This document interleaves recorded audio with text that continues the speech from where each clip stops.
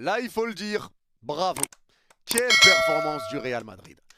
Salut les fraudes, j'espère que vous allez bien. On se retrouve pour une nouvelle vidéo. Et nouvelle vidéo, débrief du match entre Levante et le Real Madrid. Victoire 4-1 du Real Madrid. Et superbe match du Real Madrid aujourd'hui avec beaucoup de points positifs. Déjà, tu enchaînes 6 victoires en 6 matchs en Liga. 7 victoires sur 7, toutes compétitions confondues. Le Real Madrid continue sa marche en avant et continue de gagner. Mais au-delà de ça, aujourd'hui dans le match, tu vois un Real Madrid qui a mis de l'envie, qui a mis de l'intensité, qui a mis du pressing, qui a joué haut, qui a été bon dans les combinaisons, qui a fait de bons appels de balles, qui a mis de la permutation, qui a bien défendu, des très bons retours défensifs. Vraiment, c'était très cohérent défensivement, offensivement. Le Real a très bien joué aujourd'hui grâce à la tactique mise en place par Xabi Alonso. Aujourd'hui, tu as vu un Real où tout a été cohérent, un Real qui a été vraiment agréable à suivre et un Real qui a proposé de bonnes choses. Ils ont mis énormément d'envie aujourd'hui et le seul point négatif, c'est ce but encaissé, mais but qui arrive un petit peu bizarrement avec le centre qui est dévié par Heusen. Ça vient lober Courtois comme par hasard, tête de Heyong, ça fait 2-1, mais le Real a su rebondir derrière et a su renverser la tendance et reprendre l'avantage et gagner ce match à la fin. Donc le Real Madrid sort une très belle perf aujourd'hui et que dire du match de Vinicius. Vinicius aujourd'hui, waouh, tout avait commencé à Levante pour lui et aujourd'hui c'est peut-être ici qu'il va renaître parce que sa prestation avant même d'avoir été décisif, elle a été exceptionnelle. Très bon dans ses prises de balles, dans ses appels de balles, dans ses frappes tentées, dans ses passes, dans ses dribbles, dans ses provocations. Il y a eu pas mal de permutations et peut-être que ça aussi, ça l'a rendu à l'aise, le fait que le Real était assez haut sur le terrain, qu'il y avait de la permutation, du mouvement, que ça demandait des ballons. Vini a été vraiment en jambes aujourd'hui. Et là, j'ai envie de revenir sur des choses que j'ai dit et répétées déjà depuis plusieurs temps sur Vinicius. Les gars, Vini, il faut y aller doucement, je pense, avec lui. Parce que n'oubliez pas que Vini était à l'aise avec Toni Kroos, que Toni Kroos lui donnait énormément de conseils, en lui faisant des signes, même sur les terrains contre le Bayern notamment, ce qui aidait énormément Vini dans ses déplacements. Tu as eu le départ de Toni Kroos, l'arrivée de Kylian Mbappé. Tu étais le héros du Real Madrid, tu as gagné la Ligue des Champions avec le Real Madrid, Mbappé arrive, tu n'es plus forcément la star de cette équipe. C'est plus compliqué parce que tu dois t'adapter avec Kylian et en plus tu as perdu Toni Kroos. Derrière, tu dois être le ballon d'or, on te vole ton ballon d'or. Donc mentalement, c'est peut-être dur aussi pour Vinicius. Tu ne peux pas devenir nul du jour au lendemain. Il y a forcément des choses qui ne vont pas, c'était peut-être une question de mental. Et là, c'est pour ça que pour moi, il ne fallait pas lâcher Vinicius. Parce que certes, la saison dernière, ça a été dur pour Vini, mais c'était pas fameux pour le Real dans la globalité. C'est ça la réalité aussi. Et c'est pareil pour tous ceux qui ont une hate envers Vinicius, tous ceux qui détestent Vinicius, qui te disent que Vini est arrogant, que Vini est un grand méchant, qu'il n'arrête pas de s'embrouiller, qu'il ne fait que critiquer, qu'il fait que s'embrouiller avec les arbitres. Les gars, à un moment donné, quand vous vous faites insulter, tout le long d'un match, on t'entend ballon des playas, je ne sais quoi. C'est normal que Vini veuille célébrer devant les supporters. Moi, je suis désolé. Quand Vini s'embrouille avec un joueur, c'est peut-être aussi parce qu'il y a quelque chose qui a été dit par le joueur avant. Je vois mal Vinicius s'énerver sur un joueur comme ça sans raison. Les gars, à un moment donné, faut arrêter. Faut arrêter parce que vous êtes les premiers à dire que ce mec-là est arrogant, je ne sais quoi. Mais quand ça lui envoie des insultes racistes, quand ça lui envoie des insultes dans les tribunes et que ça lui répète ballon des playas pendant un an encore dans tous les stades, ballon des playas, vous arrivez à reprendre le moment où Vini va célébrer devant eux alors qu'ils n'arrêtent pas de chanter contre lui depuis le début du match? Mais c'est normal, sa réaction est totalement normale les gars, faut arrêter, parce que personne ne dit rien sur tous les stades qui n'arrêtent pas de chanter contre Vinicius. À un moment donné, faut arrêter. D'accord, vous pouvez détester Vinicius, mais à un moment donné, soyez aussi honnête et objectif. Vini se fait chier dessus quasiment dans tous les stades d'Espagne. Il y a des chansons contre lui quasiment dans tous les stades d'Espagne. Donc forcément que Vini se venge, forcément que Vini célèbre devant eux, forcément que Vini ait envie de répondre, c'est logique. Chacun a son caractère. Vini, s'il n'a pas envie, il y a des joueurs qui vont peut-être rien dire, pas réagir sur tout ça. Vini, lui, réagit. Et moi, je suis désolé, je ne vois pas le mal dans tout ça. Je vois pas le mal. Il faut juste être honnête et reconnaître aussi qu'il y en a qui cherchent Vinicius. Vinicius répond, mais il y en a qui le cherchent et qui le provoquent. Ça, déjà, c'est la réalité. Maintenant, on va revenir sur le match, mais Vini a été exceptionnel, buteur, un but qui a été vraiment magnifique, magnifique de Vinicius, passeur décisif, un jeu qui a été vraiment, vraiment monstrueux, très à l'aise. Tu as vu un Vinicius tout sourire et ça fait plaisir pour lui. Il avait le sourire, tu vois un Vinicius qui retrouve son sourire et son football. Et on espère pour lui que ça va continuer parce que vraiment ça a été une très très belle prestation. Maintenant on va quand même parler un petit peu du match en images avec le Real qui commence un peu dans le mal avec cette première situation qui a eu lieu pour les Levante, avec ce centre en retrait qui a été tenté et la frappe qui est passée juste à côté du poteau du Real. 3 minutes de jeu, les Levante auraient déjà pu ouvrir le score. Courtois était sorti totalement, le but était ouvert. Et voilà, la frappe est ratée, ça passe à côté. Première alerte pour le Real Madrid, mais petit à petit, le Real Madrid est monté en puissance. Le Real Madrid est devenu de plus en plus à l'aise. Et j'ai pris cette image également aussi pour vous parler de la permutation. Parce que moi, vous savez que je n'aime pas voir Tchouaméni avec Valverde côte à côte. Vous savez que pour moi, ces deux joueurs-là ne vont pas ensemble, que ça ne marche pas ensemble. Aujourd'hui, Ceballos, Valverde, ça a été. Ça a été très bon, les deux ont été bons. Tu as vu un Valverde qui a dû faire plus d'efforts défensifs, ça c'est une réalité. Plus d'efforts défensifs, il a dû travailler pour deux pour récupérer des ballons.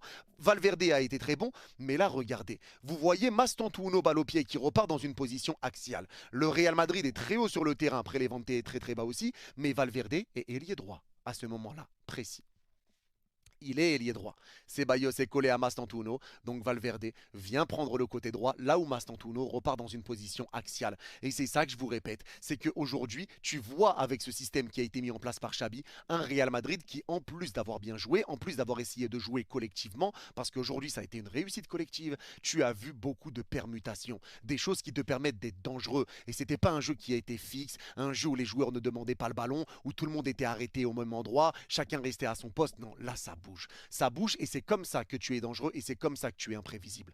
Donc ça, cette image, c'était vraiment pour ça. Et là, on va revenir encore sur le but de Vini, mais un but qui est magnifique, excentré côté droit, pris par deux joueurs, externe du droit et ça va aller se loger dans le petit filet du gardien qui n'a pas bougé. Vinicius, exceptionnel but et c'est mérité après l'entame de match qu'il avait fait. Un match vraiment magnifique de la part de Vini, exceptionnel, très beau but. Et le deuxième but, ça part pareil de Carreras. Carreras qui récupère un ballon et Carreras, lui aussi, il faut qu'on en parle. C'est une passe ratée pour les Levante sur une phase offensive. Carreras l'intercepte, il contrôle même pas, il fait la passe directement. Mais Carreras, moi ce joueur-là, il me choque. Parce que c'est une dinguerie de jouer défenseur gauche et d'être excellent avec le Real Madrid et de jouer défenseur central et d'être excellent avec le Real Madrid. Ce mec-là, il est vraiment très fort et j'ai l'impression qu'on ne le dit pas assez. Pour moi, ce mec-là fait partie des meilleurs recrues du Real là, sur cette saison. La recrue est top. La recrue est top. Carreras répond présent. Carreras est bon balle au pied. Carreras est solide défensivement. Lui de jouer à gauche ou dans l'axe, il est bon. Il répond présent. C'est solide. Ça récupère des ballons. Ça participe au jeu. Ça met des profondeurs. C'est au départ du deuxième but. Carreras, juste waouh. C'est pareil pour Huysen qui fait un très bon match. Match tranquille. La défense a été solide. Asensio, pareil. Bon match sur le côté droit. Match tranquille. Il a fait ce qu'il avait à faire. Il s'est rassuré. Et il a rassuré également les supporters du Real. Et il a rassuré le Real Madrid. Il a fait une bonne prestation sur le côté droit, mais moi, Carreras me choque. Et je trouve qu'on n'en parle pas assez parce qu'il y a Huysen qui est impressionnant, mais Carreras, juste waouh.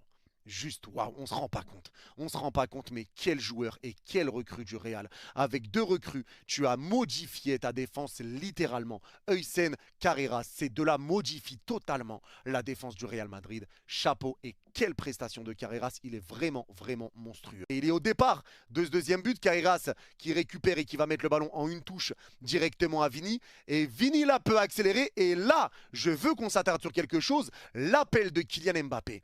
Kylian Mbappé qui appelle le ballon. Mastantuono est tout seul côté droit. Mbappé attire les deux défenseurs sur lui, ce qui permet à Vini de donner le ballon à Mastantuono. Mbappé, même s'il ne faisait pas une première mi-temps, pas mauvaise, mais pas bonne non plus. C'était un Mbappé qui était un petit peu timide. C'est pas le meilleur match d'Mbappé aujourd'hui, clairement, dans le contenu.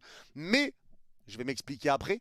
Encore une fois, cet appel fait que ça libère l'espace pour Mastantuono. Et le fait que ça soit Mbappé, ça a attiré deux joueurs sur lui. Est-ce que Mbappé voulait attirer les deux joueurs ou est-ce que c'est les deux joueurs qui se sont dit il y a Mbappé qui part, faut le suivre et les deux se sont fait avoir et Vini peut en profiter pour servir Mastantuono? Ou est-ce que Mbappé voulait vraiment faire ça pour libérer l'espace? Mais en tout cas, ça a été fait intelligemment. C'est ce qui permet à Mastantuono d'aller marquer son premier but. Très belle frappe, premier poteau, pleine lucarne. Ça fait 2-0 pour le Real. Le Real se met bien.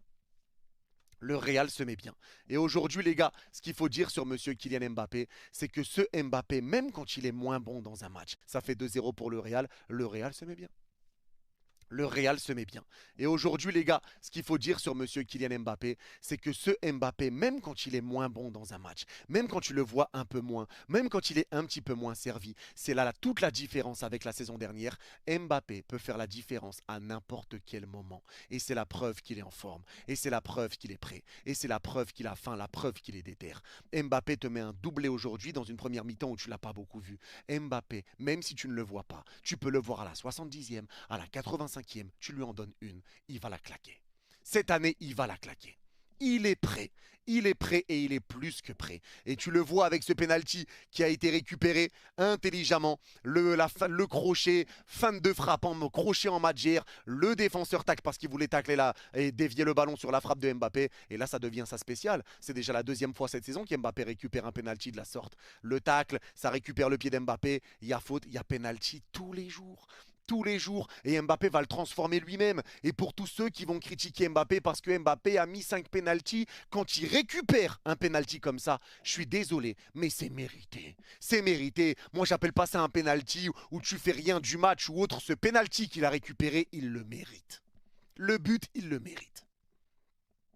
Parce que quand Mbappé récupère ce penalty, c'est exactement ce qu'il veut récupérer. Il le sait. Quand il fait ce geste-là, ne vous dites pas qu'il se dit je veux dribbler et après je vais enchaîner la frappe du gauche. Non, il se dit je sais qu'il va tacler. Il va me toucher, je vais tomber. Et je vais prendre le penalty. Et je vais marquer. Et il l'a fait, c'est la deuxième fois. Donc à un moment donné, la manière dont il le récupère, ce but est totalement mérité pour Kylian. Et 2 minutes plus tard, il va s'offrir d'ailleurs un doublé avec une superbe passe d'Arda Güler. Arda Güler aussi, il y en a pas mal qui le critiquent. Arda Güler, ça a été comme Mbappé, un petit peu timide en première mi-temps, pas mauvais, un petit peu timide. La deuxième mi-temps, magnifique, magnifique, passe décisive en extérieur du droit pour lancer Mbappé en profondeur. Mbappé qui part, crochet sur le gardien, but, et ça fait 4-1. Et là, tu te mets à l'aise. Mais aujourd'hui, Arda Güler a fait pas mal de retours défensifs. Il a proposé des choses, il a attiré des défenseurs sur lui, il a récupéré des ballons, il était bien placé, il était à l'aise aujourd'hui. Il a été à l'aise et il y a toujours cette entente, cette alchimie avec le bon vieux Kylian Mbappé. Comme j'ai vu une alchimie aujourd'hui entre Vini et Mastantuono. Donc maintenant, rajoutez, parce que là, il y a deux duos, rajoutez la concordance, la cohérence entre les quatre, c'est terminé. C'est terminé. C'est fini. C'est fini. C'est fini.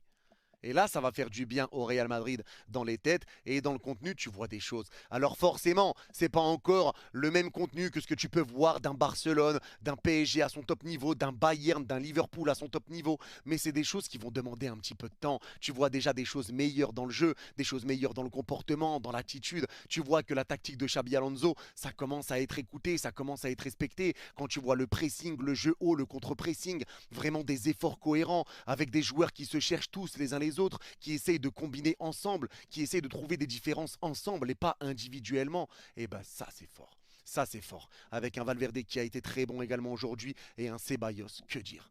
Que dire de Ceballos? Ceballos, quelle prestation lui aussi. Magicien aujourd'hui Ceballos. Beaucoup de pressing pour récupérer des ballons. Des bons ballons récupérés. Des très belles passes. Du jeu vers l'avant. Il arrive à orienter le jeu. Très bon sous pression. Très calme. Lucide. Solide. Cohérent. C'est la totale aujourd'hui pour Ceballos. C'était une totale. Aujourd'hui, Ceballos a fait vraiment une prestation XXL. Très gros match de la part de Ceballos. Il a fait énormément de bien au Real Madrid. Beaucoup de ballons récupérés, beaucoup de travail. Il a vraiment, vraiment travaillé aujourd'hui.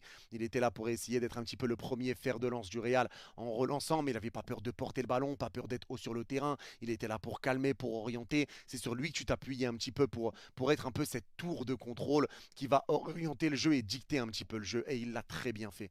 Très gros match et très gros match également de Mastantuono. Mastantuono qui continue de marquer des points, Mastantuono qui continue d'être bien, qui continue d'être à l'aise, qui continue lui aussi sa marche en avant et sa progression. Aujourd'hui, tu vois encore un Mastantuono qui presse, qui fait des efforts, qui vient aider son latéral, qui vient, qui repique dans l'axe, qui n'a pas peur de permuter, qui provoque, qui ramène du danger, qui joue avec ses coéquipiers, qui essaye de jouer collectivement. Encore une fois, les gars, c'est des individualités qui ont été très bonnes, mais c'est un collectif qui a été bon aujourd'hui. C'est un collectif. Collectivement, tu as été bon sur tous les compartiments qu'il peut y avoir dans le match. Tu as été bon partout.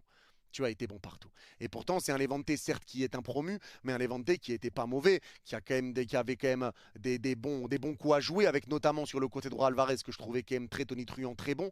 Mais voilà, ça reste Levante, c'est réel, mais il faut bien faire ce genre de prestation quelque part. Il faut bien que ça commence quelque part. Et il faut bien que tu te mettes en confiance contre ces équipes-là avant d'aller taper dans le plus haut panier. Et ça, c'est logique et il va falloir répéter, répéter, répéter ce genre de match.